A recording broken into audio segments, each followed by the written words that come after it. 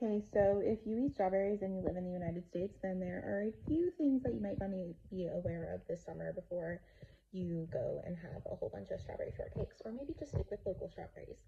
So on January 16th of 2025, earlier this year, a fire erupted at the Moss Landing battery plant in Moss Landing, California. This battery plant was the world's largest storage facility used to store energy in lithium ion batteries, and it's owned by a Texas-based company called Vistra. So Moss Landing is an unincorporated community that's part of Monterey County. It's on the central coast of California, and it's located about halfway between Santa Cruz in the north and Monterey in the south. And it's at the mouth of the Elkhorn Slough, which is the second largest estuary in California that snakes about 7 miles northward and inland from the Pacific Ocean. And what does this have to do with strawberries? So, according to the National Agricultural Statistics Service, which is a branch of the United States Department of Agriculture, or the USDA, which funds agriculture, regulates agriculture, does a whole bunch of it in the United States, and the NASS collects data as part of the Census of Agriculture that it does every 5 years, where it gathers information from all agricultural producers of certain size around the country. 91% of strawberries grown in the United States are grown in California. And if you look at the California Strawberries Industry Growers Association, which I'll insert screenshots here, a lot of those strawberries are grown in Watsonville and Salinas. Watsonville is literally right next to Moss Landing. It is directly adjacent, and Salinas is not far away at all. Particularly in the warmer months, that's where a lot of the strawberries that are grown in California are grown, and they're grown further south along the coast in the colder months. I am a graduate student at UC Berkeley, and I am doing research at the Elkhorn Slough. So I was there earlier this morning, and I've been going on and off for the past year whenever I can get down to go to my field site for certain events. There are strawberries that are grown right up to the edge of the slough. So literally right up to where like the tide starts coming in. There's the pickleweed stops, you have the fence, and then there's strawberry fields a little bit higher elevation.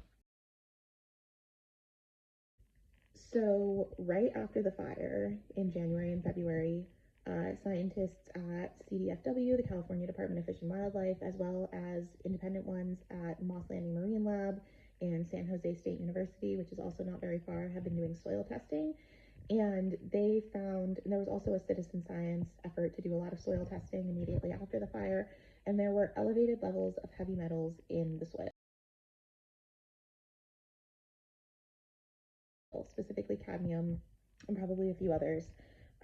But they know that these levels were elevated because there had actually been a long history of soil testing at this site, because the slough is a reserve.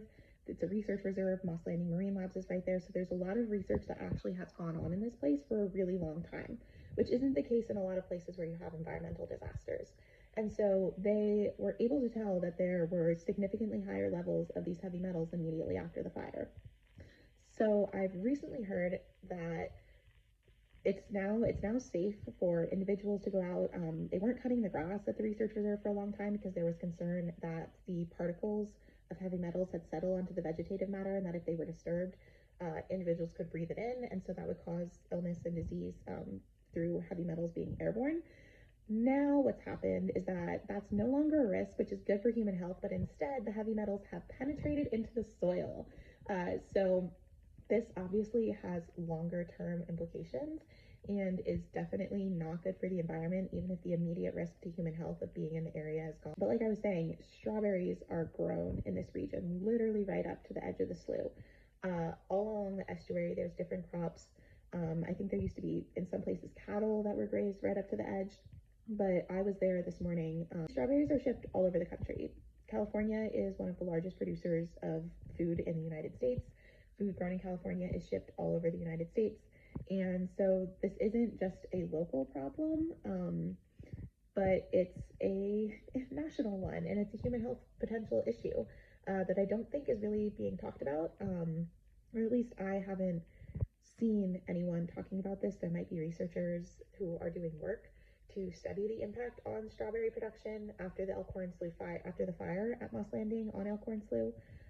But as of right now, there's no warnings, no advisories, anything like that from the federal government the state government telling people that they shouldn't be eating strawberries that are grown in this area.